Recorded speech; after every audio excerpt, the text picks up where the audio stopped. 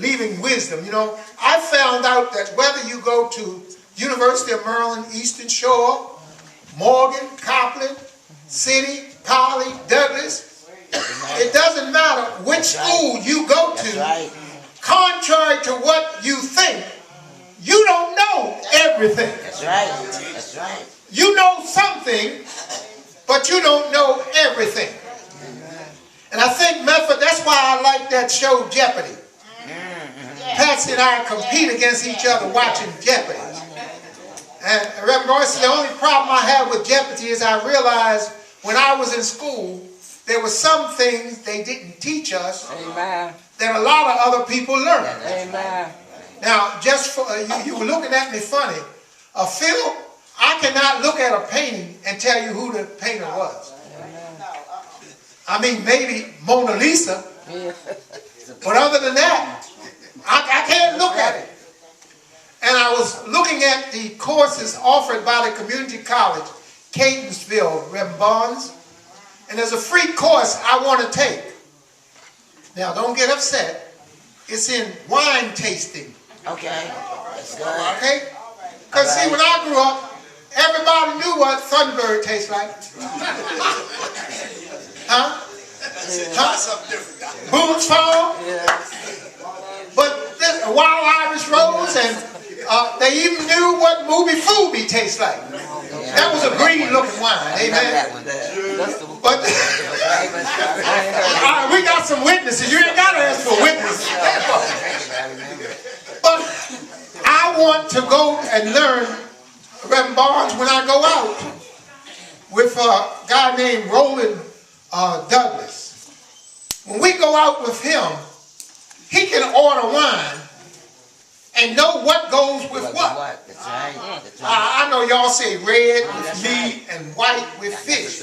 But when they pour the wine for Roland to sample, he knows what he's looking for. What does it taste like? It all tastes like wine to me. So I want to take a course on how to differentiate and what to look for in wine. Now, Reverend, why do you wait to get old to find out about wine? Well, there's some things in life that you don't know that you've always wanted to know. Right. Amen. Right. Reverend Barnes, you young, do you play chess? I don't either. But little Chris, who's 10 years old, he knows how to play chess. Pop, pop, when you learn, I'll beat you.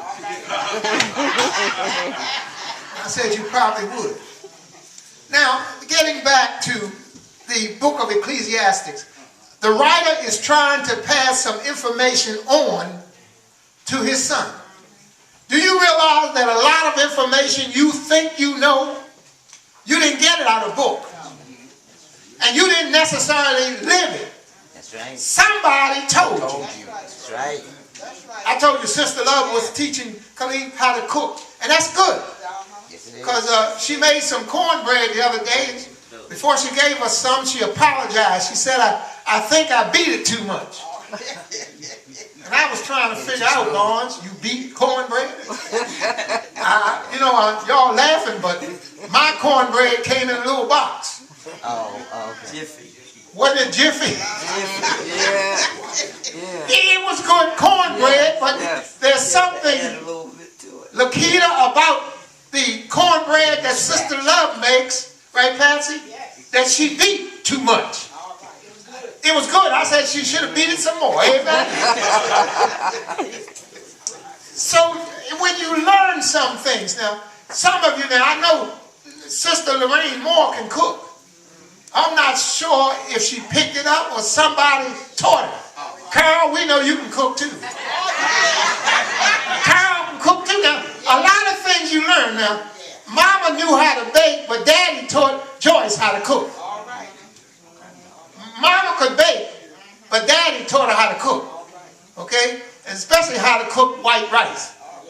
White rice is not supposed to be gummy. Right. It's not, and you don't have to get Uncle Ben to keep it from being gummy.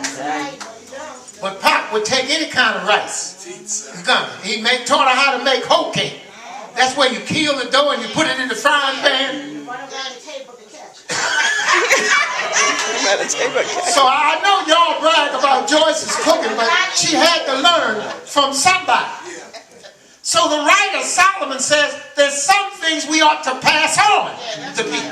That's right. And in the book of Ecclesiastes, that 12th chapter, he passes on first some knowledge about the body. The body, remember? In that verse when he says, the keepers of the house, that's the arms of the body.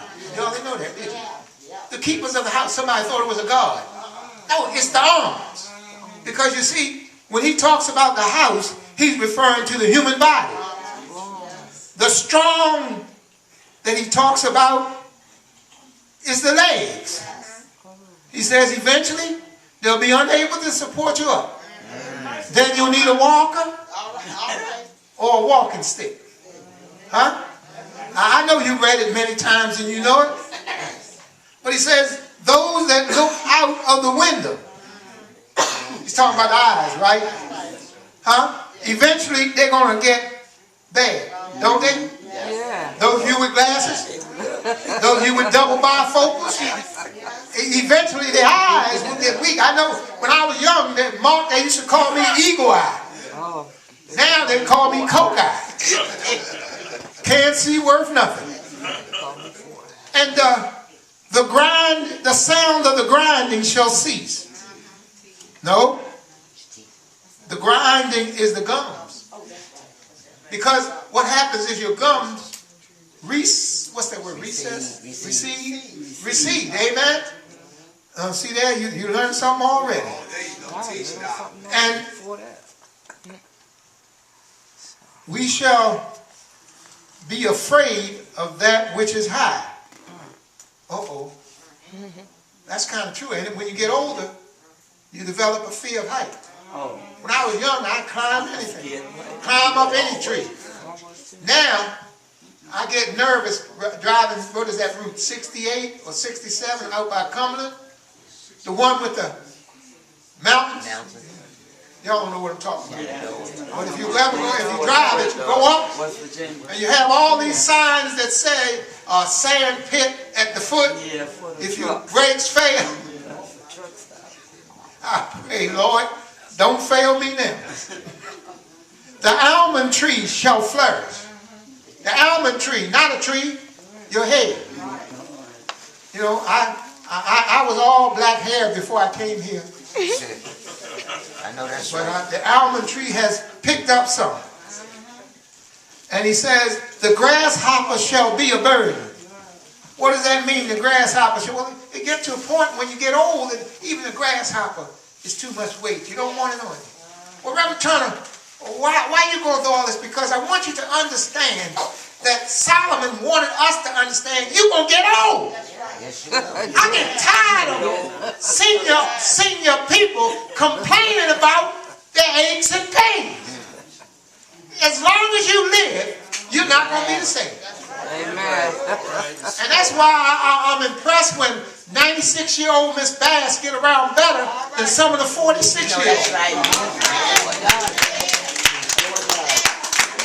And Solomon said, my son, you're going to get old. Jackie, you know, when you're young, sex is at the top of your list.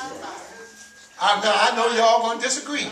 But Solomon says, even if you live to be 90, sex going to go from the top of your list and be replaced by sleep.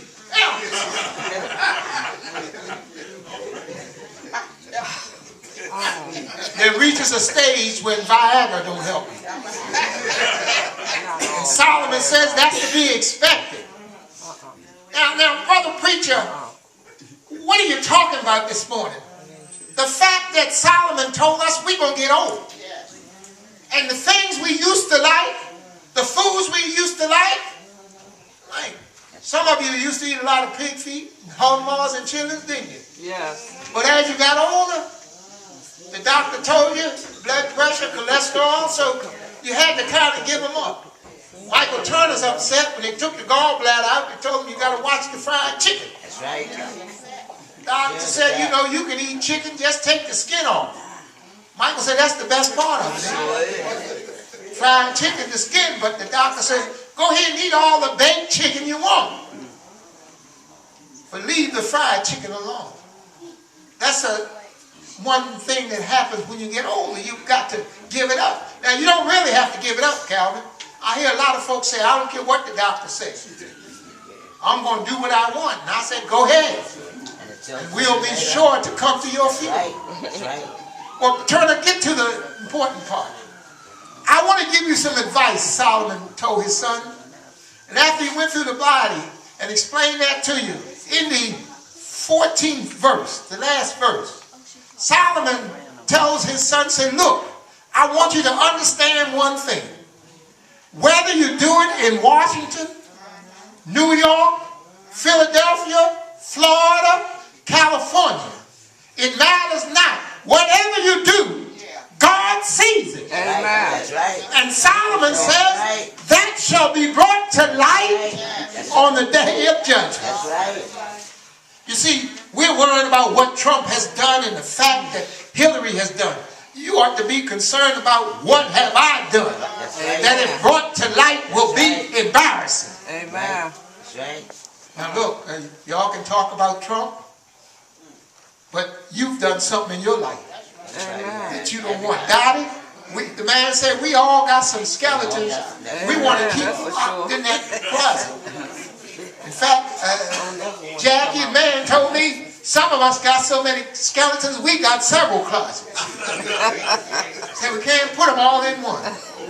But Solomon told his son, and we tell you, brothers and sisters, whatsoever you've done in the darkness will come to the light. Amen. That's right.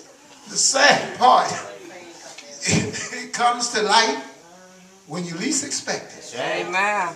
And when it comes to light, it's embarrassing. Yes. I know everybody, I didn't mean to do it, but you did it. And that's why we ought to be careful who we point fingers at. That's right. We ought to be careful because that light that shines on Hillary and Donald is also shining on you and me. All right. Amen. All right. So, Reverend, what should we take from this message this morning? We ought to take the lesson that Solomon gave to his son. Whether it's good or bad, whatever you've done in life, you shall be judged by God for it. That's right. So that's why I'm not all excited. I think I told y'all, these people run around, oh, I'm saved, oh, Lord, I know I'm going to heaven. You don't know that. And we can't listen to everything you say. Because some of you promised the Lord, I ain't turning back. You turned back several times. Amen. Old folks say, when I left hell running. And we thank God that we did leave hell. You know, some of us were on a path of destruction. A lady who's here this morning, she was joking and she told me, said, look, I saved my husband's life. I said, how did you save it? She said, he used to be on the avenue with them hoodlums and all them people. She said, when he married me, I told him he got to leave that life behind him. So here he is today, alive and well, and where his friends and all, they're gone. Amen. Think about some of the friends you had to cut loose. Yeah. Think about some of the life you used to live. And you realize that you were doing was no good. Especially when you had children, amen? Amen. I tell folks, you don't want your children to be like you. No, sir. You want them to be better than you. Yeah. Because some of the things you did, I know you don't want your children doing. You know. God said he barely escaped some situations. And he knows his son doesn't run as fast as he does. Whatsoever we do will be brought to light. The greatest advice that Solomon gave to his son, we give to all of you. Remember, whatsoever you do, I may not see, they may not see, but God sees. That's right. And we shall be judged. So live each day knowing that there is an eye that watches everything we do. Right. Turner didn't say that. Solomon said it. God bless you this morning. Amen.